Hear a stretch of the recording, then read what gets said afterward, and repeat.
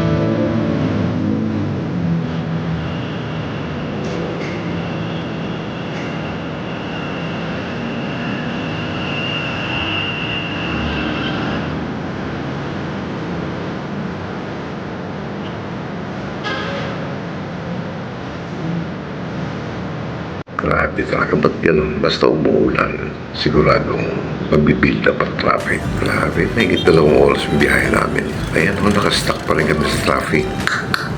My goodness.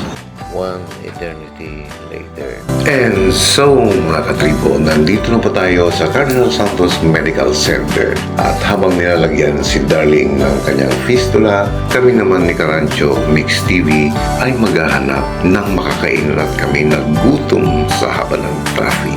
So, ikot lang tayo saglit, kuha ng konting footage para makita nyo ang kagandahan ng kapaligiran dito. And then, kakain na tayo nila Karancho. At eto ang pinakamalapit na nakita namin pwedeng makainan. Kaya dito muna tayo kay CK. Ayan. So, after po namin kumain, babalik na kami sa loob. Baka kami ay kailanganin doon.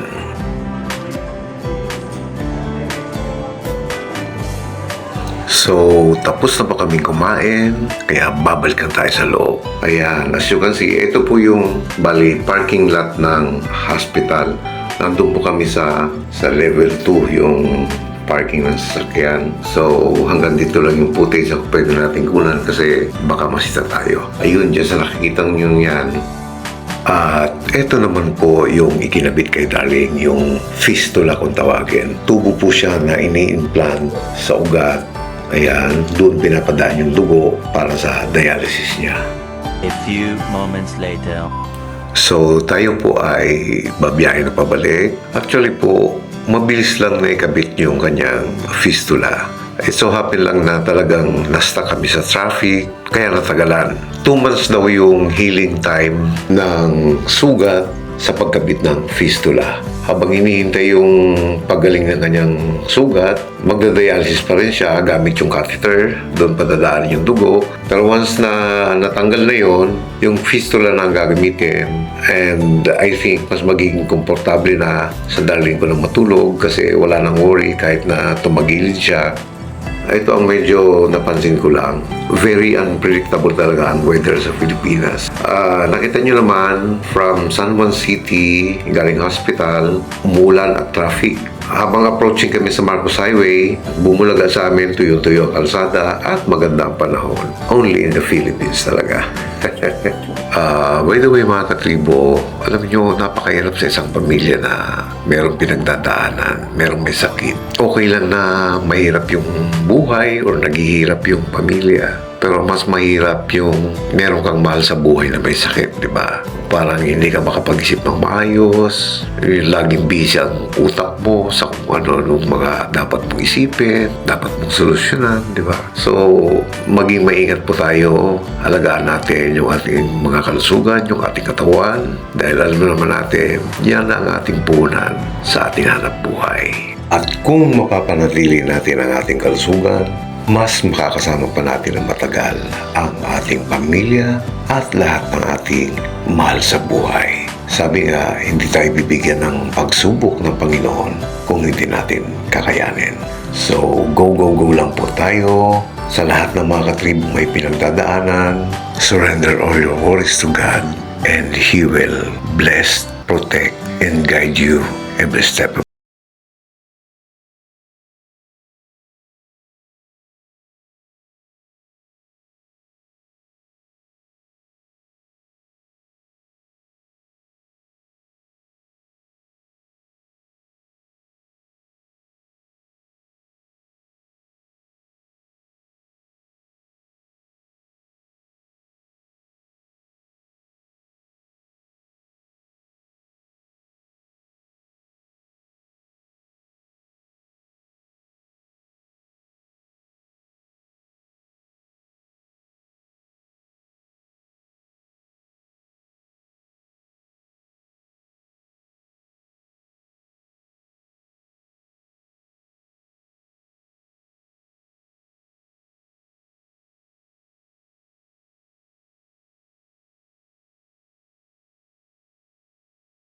So, that's it for today mga katribo.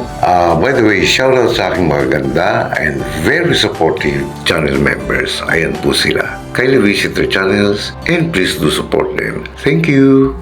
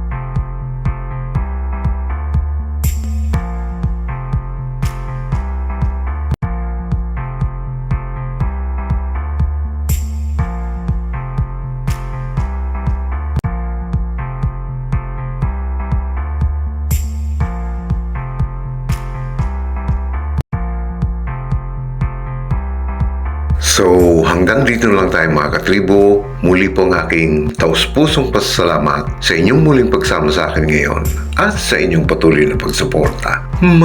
Maraming salamat po. If you like this video, please like and share to your family and friends. Mag-iingat po tayong palagi sa ating pang-araw-araw na pakikipagsapalaran sa buhay para sa ating mga pamilya. God bless us all and see you in my next video. Woo!